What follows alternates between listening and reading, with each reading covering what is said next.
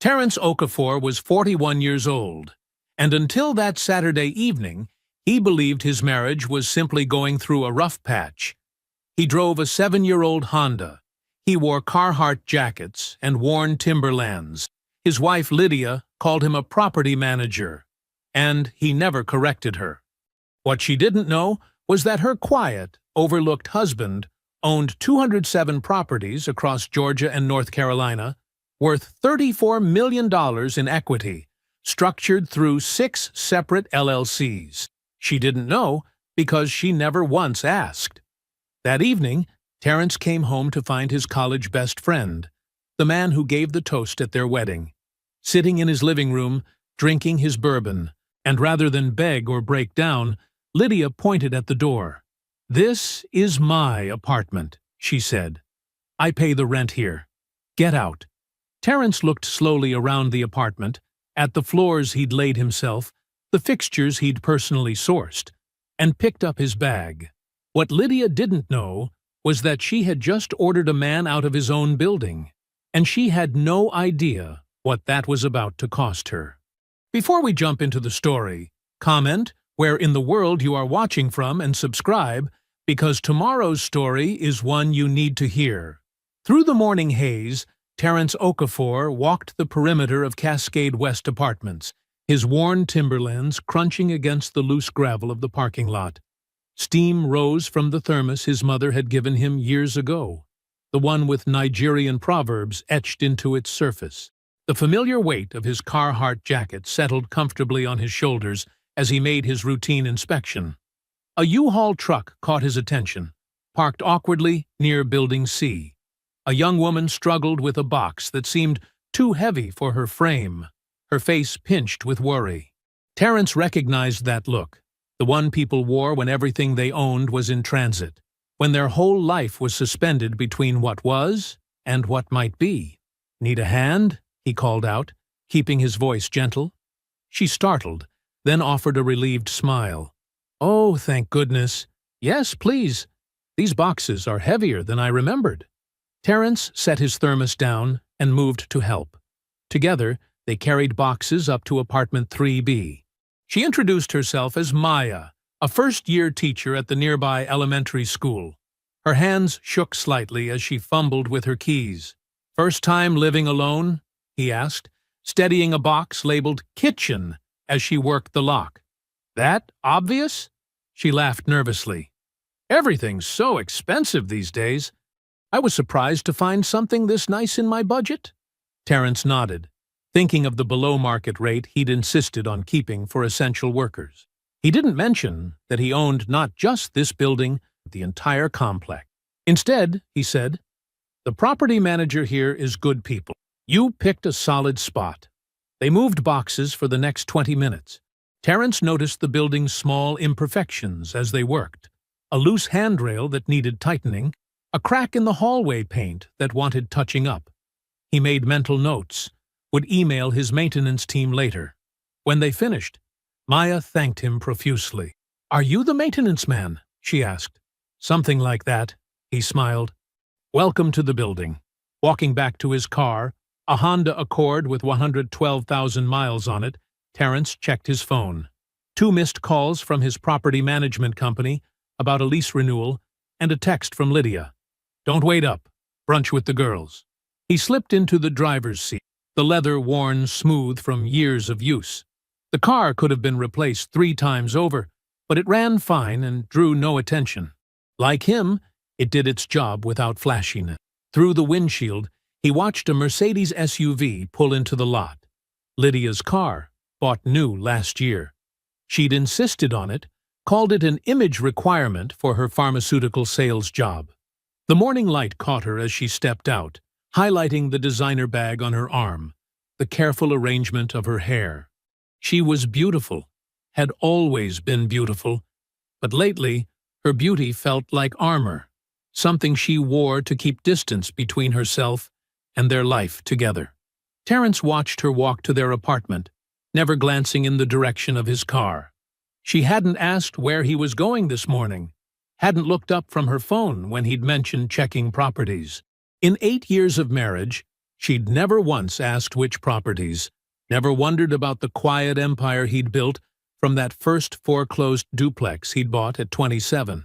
He lifted the thermos to his lips, reading the proverb his mother had pointed out when she'd given it to him. A patient man will eat ripe fruit. The coffee was still warm, strong, and black, just like his father had taught him to drink it during those early mornings when they'd talked about working twice as hard to get half as far. Terence had learned different math. He'd learned that silence could be currency, that being underestimated was its own kind of compound interest. He'd learned it watching his parents, his father in warehouses, his mother cleaning office buildings, how the world looked past them, never seeing their dignity, their intelligence, their quiet power. He took another sip of coffee, watching Lydia disappear into the building he owned. She'd been on her phone again, smiling at something on the screen. That smile, bright, genuine, was different from the polite one she gave him these days. He noted the difference the way he noted everything. Carefully, without reaction, filing it away with all the other small details that told larger stories. The morning was still young. Terence had 3 other properties to check today. Meetings with 2 potential sellers and a conference call with his real estate attorney. He would do it all without fanfare, without flash, building in the shadows where he'd always built best. The setting sun cast long shadows across the Cascade West parking lot as Terence pulled his Honda into his usual spot. He'd finished his property rounds early, the day's tasks completed with his characteristic efficiency. But something was off. 3 spaces down, a gleaming black Porsche Cayenne caught the fading light. Brick Holloway's car, impossible to mistake with its custom wheels and personalized plate. Brick Dev. Terence's hands stayed on the steering wheel, his breathing steady. He noticed everything, as he always did. The position of the Porsche, angled slightly askew, like it had been parked in a hurry. Brick's designer briefcase visible in the back seat, probably empty. Brick always carried it for show. The time on the dashboard, 6:47 p.m. For 11 minutes, Terence sat motionless in his car. He thought about the bourbon he'd given Brick last Christmas. Small batch, expensive, the kind of gift that said you knew what someone liked. He thought about their college days, sharing a dorm room, Brick already practicing his developer's smile. He thought about his wedding day, Brick standing beside him as best man, raising a toast to forever. At 6:58 p.m., Terence picked up his property inspection notebook and walked to Building A. His footsteps echoed in the stairwell, concrete he'd had resurfaced last spring. The hallway carpet, new last year, muffled his approach to 4C. His key turned in the lock with familiar precision. The living room lamp cast warm light on a scene that seemed arranged for maximum impact. Brick lounged on the leather couch, the one Terence had carefully selected for its durability, holding a crystal rocks glass filled with amber liquid. Lydia stood by the window in her red silk robe, the one she saved for special occasions. The air felt thick with expensive cologne and betrayal. Terence closed the door quietly behind him. His eyes moved methodically around the room, noting details like he was conducting another property inspection. The bottle of bourbon on the coffee table. His bottle, half empty now. 2 glasses, lipstick on one. The slight disarray of the throw pillows his mother had picked out. Terence!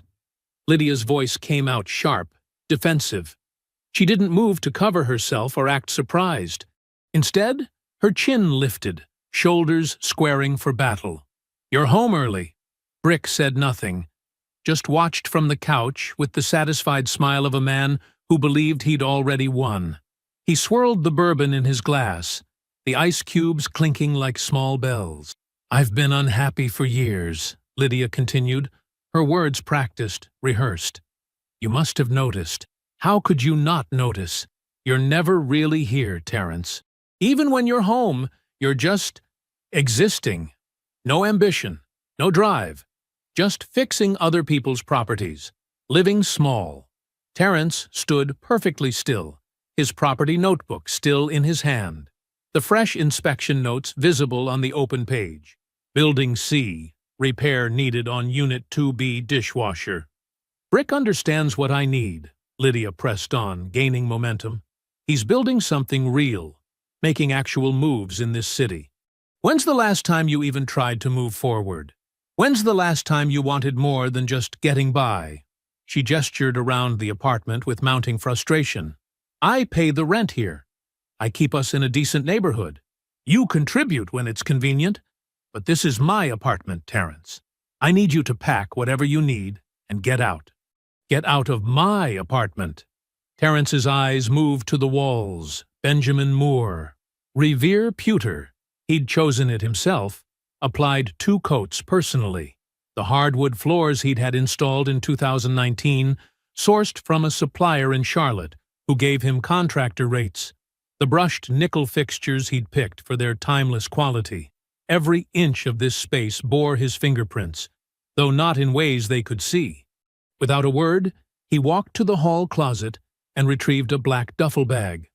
Always packed, always ready. It was something his father had taught him. A wise man knows the weather can change without warning. Brick finally spoke, his voice thick with bourbon and victory. Come on, man. Let's not make this harder than it needs to be. Terence paused at the door, his hand on the knob. The property inspection notebook weighed in his other hand, full of notes about buildings that appeared in no joint tax returns, no shared financial statements. He looked back at them. Lydia in her silk robe, Brick with his borrowed bourbon, and spoke softly, clearly. Make sure your rent is on time. The door closed behind him with a gentle click, leaving them in their confusion. In an apartment they thought they understood. The Craftsman home sat back from the street, sheltered by old oak trees that filtered the last rays of sunset. Terence's Honda looked at home in the simple concrete driveway, nothing about the understated exterior suggesting the careful renovation work he'd overseen himself. He climbed the porch steps, each board solid and quiet. He'd replaced them last summer, selecting the lumber personally. Inside, the house breathed quality without shouting it. Original hardwood floors gleamed under soft lighting. The kitchen featured classic subway tile and professional-grade appliances chosen for longevity rather than flash. Every detail spoke of someone who understood true value. Terence moved through the space with familiar ease, selecting a crystal tumbler, better quality than the one Brick had been using, and a bottle of Blanton's bourbon he kept for evenings like this. The back porch beckoned, its deep overhang protecting comfortable seating that overlooked a garden his mother had planted with herbs and flowers. The bourbon poured amber in the fading light. Terence settled into his favorite chair, letting the evening wrap around him like a well-worn jacket. From here, he could see the raised beds where his mother grew peppers and tomatoes, the careful pathways he'd laid between them, the irrigation system he'd designed for optimal coverage. This was his sanctuary, titled under East Point Holdings, LLC, one of 6 limited liability companies he'd structured with meticulous care over 14 years. Lydia had never seen it. She'd never asked to see any of his properties, never shown interest in the work that took him across the city and beyond. The portfolio spread through his mind like a map. 207 properties, each one selected, acquired, and improved with careful strategy. Multifamily complexes in growing neighborhoods, single-family rentals in stable areas, small commercial strips positioned for long-term appreciation.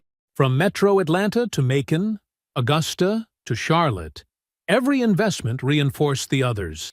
It had started with that first duplex, a foreclosure he'd found in 2009, when the market was bleeding and opportunities were everywhere for those patient enough to look. $12,000 in savings, earned from 3 years of living lean and working maintenance jobs. 8 months of nights and weekends, learning plumbing, electrical, flooring. He'd lived in one unit and rented the other, banking every dollar of profit. Terence took a slow sip of bourbon, remembering those early days. The duplex had led to a small quadplex, then another duplex, then a small apartment building, each property generating revenue, each revenue stream feeding the next acquisition. He'd built his empire like his father had taught him to build anything, slowly, correctly, with attention to every detail. Now, Cascade West Properties LLC alone held 12 buildings, including the complex where Apartment 4C sat. His buildings, his terms, his strategy. While Lydia dismissed him as someone who fixed toilets, he'd assembled a portfolio worth $34 million in equity. While she complained about his contributions to her apartment, he'd been quietly growing his holdings through 6 carefully structured LLCs, each one documented with surgical precision. Setting down his glass, Terence reached for his laptop. The property management software opened to a familiar dashboard. Every building, every unit, every lease tracked with characteristic thoroughness. He navigated to Apartment 4C's records, something nagging at his memory. There it was. 6 months ago, a lease renewal processed at 12% below market rate. The note from his property manager jumped off the screen. Tenant requested rate review, referred by B. Holloway. Terence sat very still, letting the implications settle. Brick knew which management company handled the building. He'd known for months, maybe longer. This wasn't a spontaneous betrayal born of passion or opportunity. This was calculated, orchestrated. Brick had been moving pieces on this board while sharing Terence's bourbon and calling him brother. The laptop's glow illuminated Terence's face as he created a new folder on his desktop. His fingers moved across the keyboard with deliberate precision, typing 2 words that would become a mission: Broderick Holloway. His expression didn't flicker with anger or pain. Instead, his features settled into the focused calm of a man who had built an empire by seeing what others missed. The same patience that had assembled 207 properties now turned its full attention to understanding exactly what Brick had been trying to accomplish. The garden sprawled dark and fragrant beyond the porch. Somewhere, a nightbird called. Terence reached for his bourbon, his movements unhurried. He had time. He had always had time. Sunday morning light streamed through the craftsman's kitchen windows, catching dust motes in golden beams. Terence stood at the counter, his mother's coffee maker gurgling steadily. He'd always appreciated how morning felt different in this house. Peaceful, removed from the world's complications. Today, that peace felt like the calm before something larger. He poured his coffee into a heavy ceramic mug and pulled out his phone. Nadine answered on the second ring, despite it being Sunday. That was one reason he'd chosen her years ago. She understood that real estate never slept, and neither did the people who built empires from it. Nadine, sorry to disturb your Sunday. You never call on weekends unless it matters, she said, her voice carrying its usual precise clarity. What happened? Terence took a slow breath, then laid it out chronologically, finding Brick's car, the confrontation in Apartment 4C, Lydia's claims about ownership, and finally, the lease renewal note that had caught his attention. The property manager's note mentioned Brick by name. Nadine's tone sharpened with interest. Referred by B. Holloway. Direct quote. Give me an hour. I'm calling Winston. While Nadine worked her connections, Terence made breakfast. Simple eggs and toast, his father's Sunday standard. He was halfway through when his phone buzzed. Conference call. You need to hear this, Nadine said without preamble. Winston's voice joined in, carrying the focused energy he reserved for significant findings. I pulled every real estate transaction attempt connected to Brick's development company over the past 3 years, Winston began. There's a pattern. He's been trying to acquire specific properties along the West End corridor, all through different shell companies, all rejected because the owners wouldn't sell. Which properties? Terence asked, though he already knew. Every single one is held by one of your LLCs. He's been circling your holdings without knowing they're yours. But here's where it gets interesting. 3 months ago, he submitted a development proposal to Atlanta's City Planning Office. Mixed-use project requires eminent domain on 2 buildings. My buildings, Terrence said quietly. Your buildings, Winston confirmed. The proposal was rejected, but the attempt tells us something. He's been trying to find leverage into that corridor for years. Nadine's voice cut in, crisp with new information. I've got something else. I had my assistant pull the social connection timeline. Brick didn't just happen to introduce you to Lydia 8 years ago. He'd already identified you as a quiet but significant property holder in Atlanta real estate. The introduction wasn't casual. It was strategic. Terrence set his coffee down slowly. Explain. He started tracking your early acquisitions around 2012. By 2015, he'd figured out you were building something substantial, but he couldn't crack your LLC structure. Then suddenly, he's playing matchmaker? Bringing Lydia to that dinner where you met? That wasn't coincidence. She wasn't the target, Terrence. She was the access point. The kitchen felt very still. Outside, a cardinal landed on the feeder his mother had hung, bright red against the green garden. The affair, Winston added quietly, is just the final move. He's been positioning himself for years, getting close through your marriage, watching your routines, trying to figure out which properties you control. He's been running an operation, not an affair. Terrence absorbed this in silence. 8 years of dinners, basketball games, backyard cookouts, all of it groundwork for something else. Every time Brick had called him brother, he'd been mapping another angle. Every time he'd asked casual questions about property management, he'd been probing for weaknesses. Nadine, Terrence said finally, his voice level. I need you to begin divorce filing preparation. Everything by the book, clean and clear. And I want every business move Brick makes monitored. New permits, loan applications, investor meetings, everything. Already on it, Nadine replied.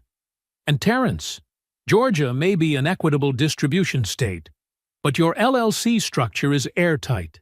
Lydia has no claim on any of it. She never asked to have one, Terrence said softly. 8 years, and she never once asked what I was building.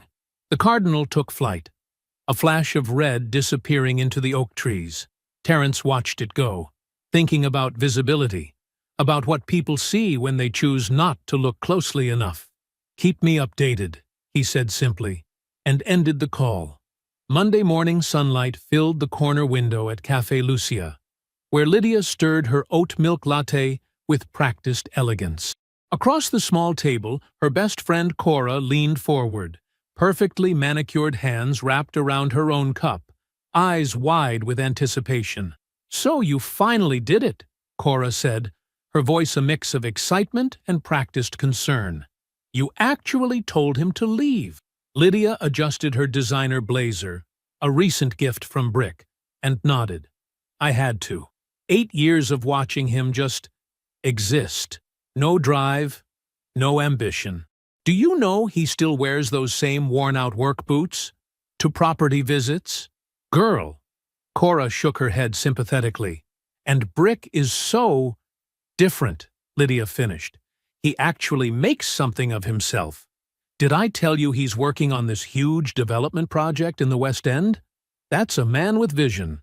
She took a careful sip of her latte, remembering how Terrence used to drink coffee from that old thermos his mother gave him. Even his coffee habits had embarrassed her. And honestly, she continued, warming to her audience, I deserve this. I've spent 8 years trying to push Terrence forward, trying to get him to want more. But he's content, just managing other people's buildings. Meanwhile, Brick is out there making actual moves. Cora nodded supportively, exactly as Lydia knew she would. That afternoon, over lunch with her sister Paulette at Marcel's, Lydia repeated the story with slight adjustments, emphasizing Terrence's emotional distance, his lack of presence. He was just There, Lydia explained, gesturing with her fork. Physically present but checked out. Brick actually sees me. Paulette's response wasn't quite as enthusiastic as Cora's had. Terence always seemed present to me, she said carefully. At family dinners, holidays. That's because you didn't live with him, Lydia cut in smoothly. Trust me. What you saw was the surface. I needed more. I deserved more. She called Terence that evening from her car, keeping her voice businesslike. I wanted to discuss the apartment situation, she began. Of course, Terence replied, his tone surprisingly pleasant. What do you need to know? I'd like to stay through the end of the lease, if that's okay. I can handle the rent on my own. That's fine, he said simply. Whatever works best for you. The lack of resistance bothered her more than she expected. The next morning, she called him again, this time about collecting some of his remaining things. No rush, he said, that same easy tone. Take your time. Over drinks with Cora that evening, Lydia laughed about it. He's being weirdly chill about everything. I mean, I expected at least some fight. He probably knows he can't do better, Cora offered, signaling for another round of cocktails. Men like that, they're just limited. Lydia nodded, feeling validated. Brick's taking me to St. Bart's next month. Can you imagine Terence even knowing where to book in St. Bart's? The next morning, feeling confident and secure in her decisions, Lydia called the property management company. The woman who answered sounded efficient and professional. Hi, yes, I'm Lydia Okafor in 4C, she began. I wanted to discuss the possibility of subletting my apartment. Of course, the woman replied. May I ask who the potential subtenant would be? Broderick Holloway, Lydia said, enjoying how the name sounded. He's a local developer, very established. I'll need to submit this request through our standard channels, the woman said. We'll need to run background and credit checks and get approval from ownership. That's fine, Lydia said breezily. I'm sure it won't be a problem. Brick's financials are excellent. She spent the rest of the day feeling accomplished, texting Brick about furniture arrangements and planning which of her things would look best with his aesthetic. That evening, she and Cora browsed online for new apartment decor, planning the upgraded life she'd finally claimed for herself. Meanwhile, across town, Terence sat at his desk in the Craftsman House, reading an email from his property manager. The subject line was simple. Sublet request, Unit 4C. He opened the attached form, noting Brick's name listed as the potential tenant, and added it to his growing folder of documentation. Without comment, he picked up his phone and scheduled a morning call with Nadine. The garden outside his window was dark now, but he could still make out the shape of his mother's roses against the night sky. The modern glass building that housed Nadine's law office reflected the morning sunlight like a mirror. Terence sat across from her broad mahogany desk, while Winston arranged documents between them, his CPA's precision evident in every movement. Let's be clear about what we're protecting, Nadine began, her voice carrying the confidence of someone who had won this battle before it started. When did you purchase your first property? 2009, Terence replied. The duplex on Cascade. Winston nodded, pulling up a spreadsheet.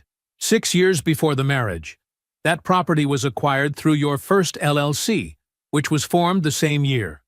We have the original operating agreement right here. And the subsequent properties? Nadine asked, though she knew the answer. All acquired through the same structure. Winston explained. 6 separate LLCs, each with clean operating agreements, perfect tax compliance, and 0 commingling with personal or marital assets.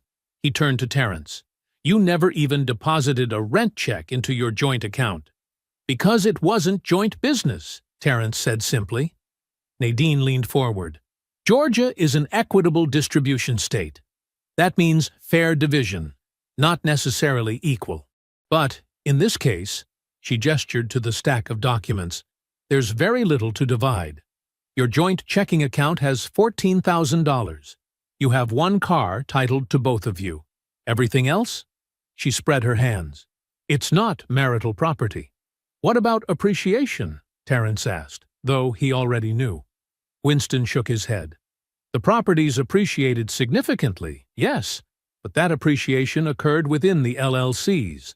Since you never mixed business and personal finances, never used marital funds for business purposes, and maintained perfect separation of accounts, he smiled. The appreciation stays with the businesses. She has no claim on any of it, Nadine confirmed. The portfolio is completely protected. Terence nodded, thinking of all the times Lydia had dismissed his work without asking a single question about it. And the apartment? She's a tenant, Nadine said flatly. Nothing more. Her lease is with Cascade West Properties, LLC. The fact that you're her landlord doesn't change her legal position at all. They spent the next hour reviewing the divorce petition. Nadine's paralegal brought in coffee. The morning sun climbed higher, warming the office. I'll file this today, Nadine said finally. She'll be served by certified mail, probably this evening. Terence stood, straightening his jacket. Thank you both. You built something remarkable here, Winston said quietly. We're just helping you protect it. Leaving Nadine's office, Terence checked his watch. He had time before his next meeting. He drove to Westview Gardens, one of his smaller properties, a well-maintained complex of 16 units. Miss Regina lived in Unit 3, ground floor. She'd been there 4 years. He knocked gently. When she opened the door, her face was tired, but her smile was genuine. Mr. Terence, she said. I wasn't expecting you. Just checking in, he said. How are you feeling? Better this week. She touched her headscarf unconsciously. The doctors say the chemo is working. That's good news. He glanced around her apartment. Neat as always, family photos on every wall. The rent reduction will stay in place as long as you need it. Just focus on getting better. Her eyes welled up slightly. You didn't have to do that. Yes, I did. He smiled. Let me know if you need anything else. His next stop was Highland Park Apartments, where Mr. James and 2B had just returned from a 3-month stint in county jail. A misunderstanding about an old warrant that Terence had helped him sort out. He'd held the unit, knowing Mr. James had nowhere else to go. Back at work? Terence asked, standing in Mr. James's small kitchen. Yes, sir. Started Monday. Mr. James stood straighter. Won't let you down on this second chance. I know you won't. Terence checked the sink fixture he'd had replaced last week. How's it working? Perfect. No more drips. Driving back to his house, Terence thought about protection, what it meant to guard something you'd built, but also what it meant to extend that protection to others when you could. He had never been cold. He had simply learned to be careful. At 6:45 that evening, Lydia signed for a certified letter. Standing in her kitchen, their kitchen, she still thought, she opened the envelope and stared at the divorce petition. Her hands began to shake as she read the words, Petitioner, Terence Okafor. She grabbed her phone and dialed Brick immediately. The next morning, Lydia sat in the polished offices of Marcus and Wheeler, watching Patricia Wheeler review the divorce petition. The attorney's manicured nails tapped thoughtfully against her desk. We'll need to request a full asset disclosure, Patricia said, looking up. Standard procedure. Lydia nodded, confident. Of course. There's not much to disclose. He's a property manager. Patricia made a note. We'll see what the documentation shows. Sometimes spouses keep things separate that should be marital property. Within hours, Nadine's office responded with a meticulously organized digital folder. Patricia opened it, expecting the usual middle-class asset list. Her eyebrows rose steadily as she scrolled. Ms. Okafor, she said carefully, I need to discuss these disclosures with you. When Lydia arrived 30 minutes later, Patricia had spreadsheets displayed on her monitor. Your husband has 6 separate limited liability companies, Patricia began, all formed before your marriage. Each holds multiple real estate assets. She turned the screen. These are clean entities with perfect documentation. The separation between business and personal finances is absolute. Lydia stared at the screen. He had businesses. He has 6 business entities, Patricia corrected, with significant holdings. What does significant mean? Patricia pulled up another document. The properties are held through different LLCs, Cascade West Properties, Highland Development Group, East Point Holdings. She paused. Each entity owns multiple properties, all acquired and managed independently of marital assets. But I'm his wife, Lydia said, her voice smaller now. Georgia law is clear on this. Assets acquired before marriage, especially business entities maintained separately, remain separate property. There's no commingling here, no joint business decisions, no shared management. Patricia folded her hands. These are his assets, not marital property. Lydia sat back, her designer purse sliding off her lap onto the floor. She didn't pick it up. That same week, across town, Brick Holloway sat in his corner office reviewing the final draft of an acquisition offer. The West End corridor was heating up, and he'd identified a prime target. A well-maintained apartment complex managed by Southern State Property Management. The offer's aggressive, his attorney said. 20% below market. Brick smiled, adjusting his Rolex. The LLC owner is anonymous. Probably some passive investor who inherited it. They'll take it. He signed the offer letter with a Mont Blanc pen and handed it to his attorney. Send it to Southern State. Let's see who comes out of the woodwork. The offer arrived on Nadine's desk the next morning. She called Terrence immediately. Brick Holloway just submitted an offer on Cascade West, she said without preamble. Want me to hear the number? Please. She read the offer amount. There was a pause on the line, then a soft chuckle. Don't reject it, Terrence said. No? String it along. Keep the seller anonymous. Let him think he's closing in on something. You want him invested, Nadine said, understanding. I want him committed. Handle the due diligence process normally. Just maintain the LLC privacy protocol. Over the next 2 weeks, Brick's team conducted their review. They requested operating statements, maintenance records, capital improvement histories. Nadine provided everything promptly, professionally, through standard channels. Then came the rent rolls. Brick's attorney, David Chen, spread the tenant list across his desk. His eyes caught on Unit 4C. Tenant, Lydia Okafor. He frowned, recognizing the name. Brick, he called. Take a look at this. Brick strode over, designer shoes clicking on hardwood. He scanned the document. Unit 4C, David said.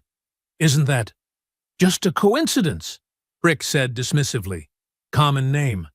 The deal's proceeding exactly as planned. He straightened his Italian silk tie. Draft the purchase agreement. I want to close this month. David watched Brick walk back to his office, shaking his head slightly at his client's unshakable self-assurance. He made a note to review the tenant list more thoroughly later, but Brick had already moved on, calling investors about his imminent acquisition.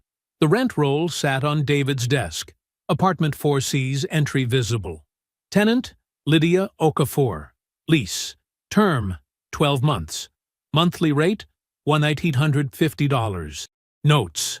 Rate adjustment approved per B. Holloway referral. Ms. Brathwaite's kitchen smelled of oxtail stew, a recipe unchanged since Lydia was small. The familiar aroma filled the modest Decatur home where both Brathwaite girls had grown up, where Sunday dinners were still sacred, where truth had always been non-negotiable. Terrence parked his Honda at the curb, the manila folder on the passenger seat heavy with more than just paper. He checked his watch, 6:45 p.m. Early, as always. Through the window he could see Paulette helping her mother set the table, their movements comfortable and routine. Lydia's Aunt Marie's car was already there. He took a slow breath, picked up the folder, and walked to the door. Ms. Brathwaite answered his knock with the same warm dignity she'd shown him for 8 years. "Terrence," she said, pulling him into a brief hug. "Come in, son." In the dining room, Paulette gave him a quick, uncertain smile. Aunt Marie nodded from her seat. They all felt the weight of why they were here, but none of them knew its true mass yet. Lydia arrived 7 minutes late, dressed carefully in a cream blazer that probably cost what her mother made in 2 weeks. She faltered slightly, seeing Terence already there, then recovered with a practiced smile. "Mama," she said, kissing her mother's cheek. "I didn't realize we were starting so early." "We start when people arrive," Ms. Brathwaite said simply. "Sit." The table was set for 5, the good plates out, water glasses filled. Ms. Brathwaite had made cornbread, too. Terence could smell it keeping warm in the oven. The familiar domesticity of it all made what he had to do both harder and more necessary. "Before we eat," he said quietly, "I need to share some information with the family." He opened the folder with steady hands. The first document was a printed email chain between Brick and his development team, discussing strategy for acquiring properties in the West End corridor. Terence's name appeared in the 3rd paragraph, identified as a quiet but significant holder of key parcels.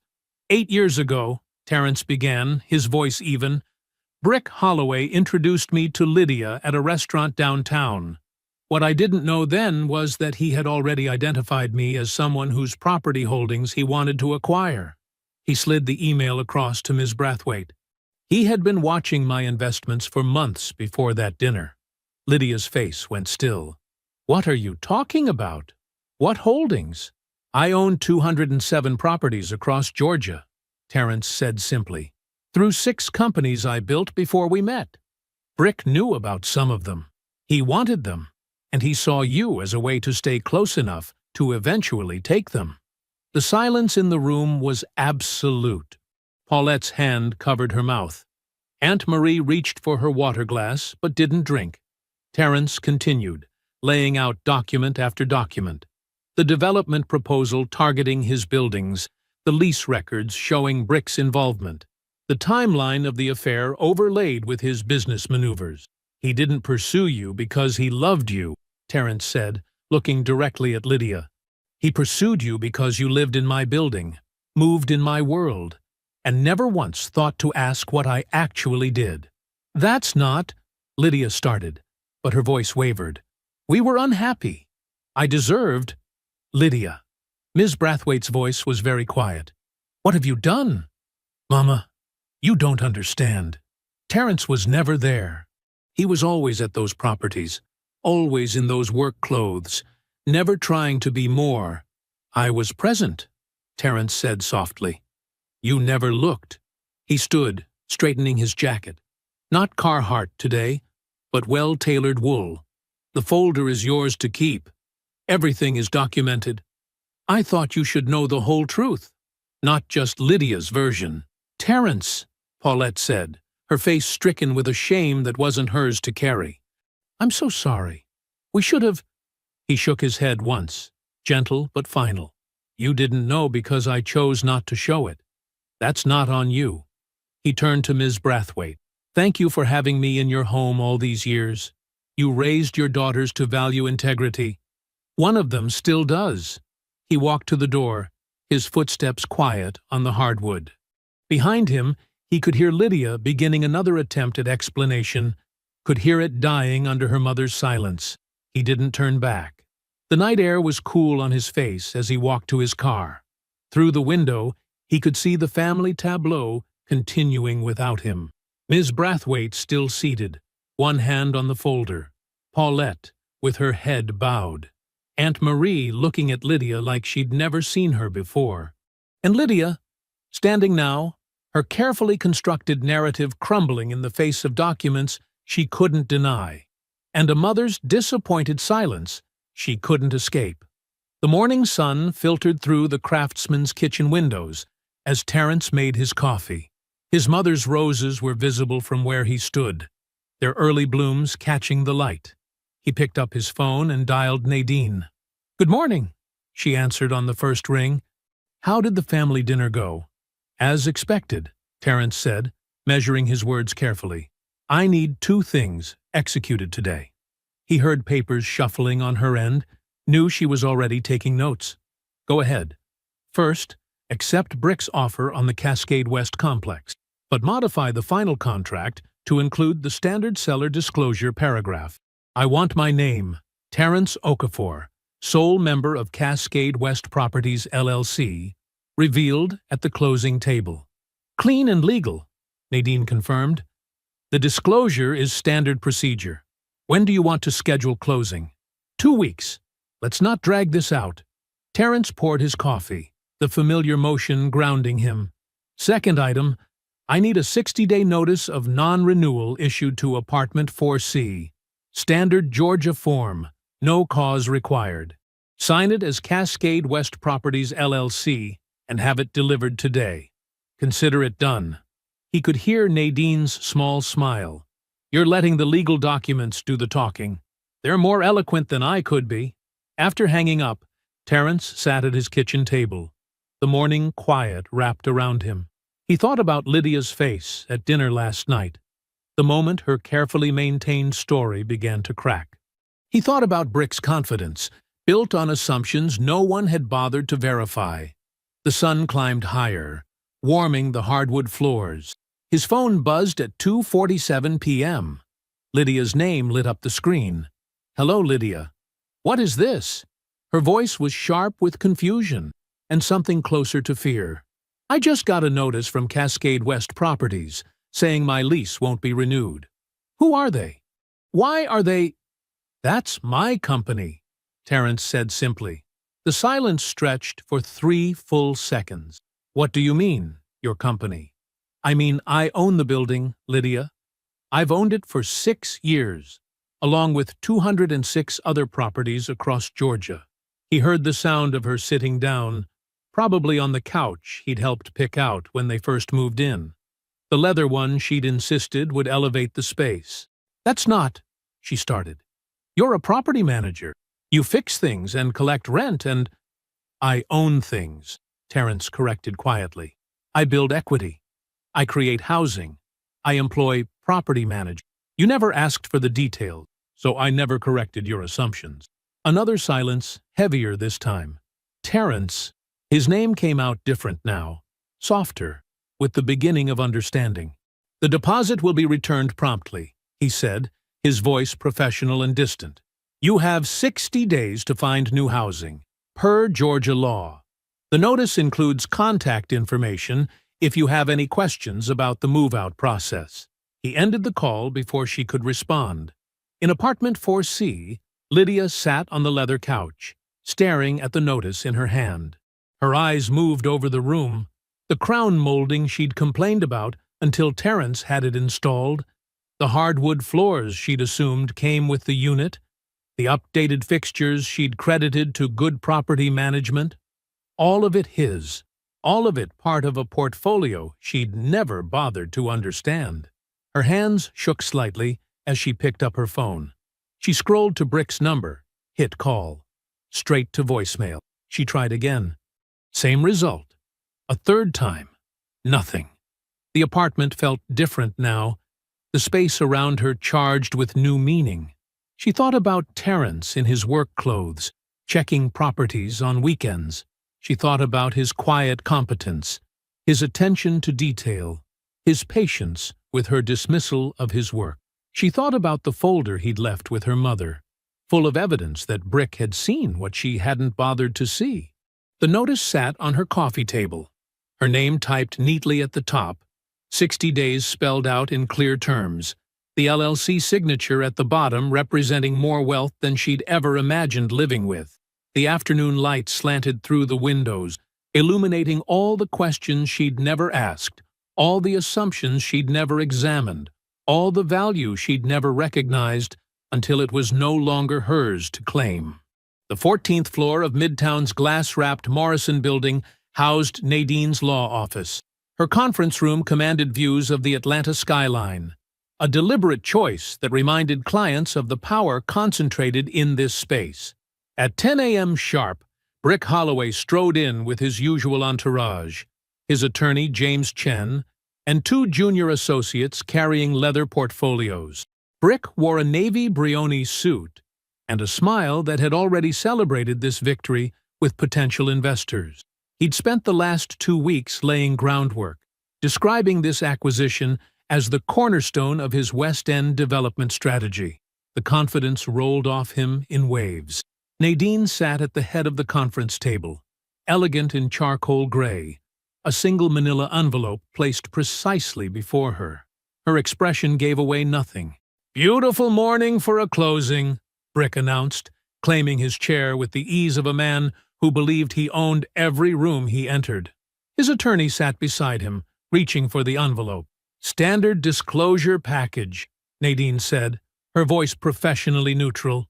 "Please review before we proceed." James Chen opened the envelope with practiced efficiency. His eyes moved across the first page, stopped, moved back up. His hand shot out instinctively, gripping Brick's forearm before his client could speak. "What?"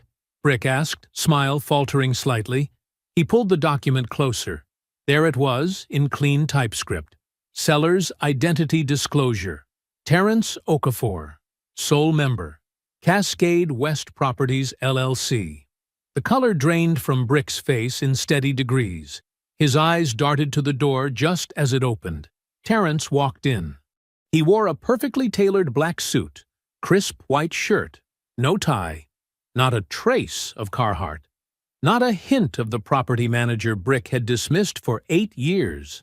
He moved with the quiet authority of a man who had built something lasting while others were busy performing success. He sat directly across from Brick, adjusted his cuffs, and met his former friend's gaze with calm precision. "Good morning," Terence said. Brick's mouth opened, closed. The junior associates shifted uncomfortably in their chairs. "Before we proceed," Terence continued, "I am exercising the seller's right to rescind this offer prior to final execution." He slid a single page across the polished mahogany. "Effective immediately." Brick's attorney reached for the document, but Terence wasn't finished. He placed a second, thicker folder on the table. "This is a formal complaint filed this morning with the Georgia Real Estate Commission," Terence said, each word measured and clear. "It details material misrepresentations made in your West End development proposal, specifically regarding property ownership and eminent domain implications." Brick's carefully constructed facade began to crack. Sweat beaded at his temples. "Additionally," Terence continued, "your investment partners at Meridian Capital, Southeast Ventures, and the Turner Group have been made aware of these misrepresentations. Winston Adeyemi provided them with comprehensive documentation yesterday. The room temperature seemed to drop 10 degrees. Everyone present understood what this meant. Without those partners, Brick's entire development structure would collapse. His financing would evaporate. The reputation he'd built on projected deals would crumble. "You can't," Brick started. "I can," Terence said simply. "I did." "We were friends," Brick tried, desperation creeping into his voice. "Best friends. I was your best man." "Exactly." Terence's voice could have frozen water. "You introduced me to my wife. You were the best man at my wedding. You have been in my home. You have eaten at my table. And you spent 8 years trying to figure out what I had so you could take it." He stood, buttoned his jacket with precise movements. "You still don't know what I have." The silence that followed was complete. Nadine gathered her papers without hurry. Terence walked to the door, his footsteps quiet on the carpet. He did not look back. Behind him, Brick sat motionless, staring at the documents that represented the end of everything he'd built. His attorney was already on his phone, damage control mode engaged. The junior associates looked anywhere but at their boss. The morning sun continued to pour through the windows, illuminating the space where Terence had sat. The chair still pulled out slightly, as if to mark the moment a man everyone had underestimated finally showed his full measure. Atlanta's skyline stretched beyond the glass, a city where power changed hands every day. Today, it had shifted silently, definitively, in a conference room on the 14th floor. I hope you enjoyed that one. Be sure to like the video and subscribe so you don't miss the next story. I've picked out 2 more for you that I think you'll really like.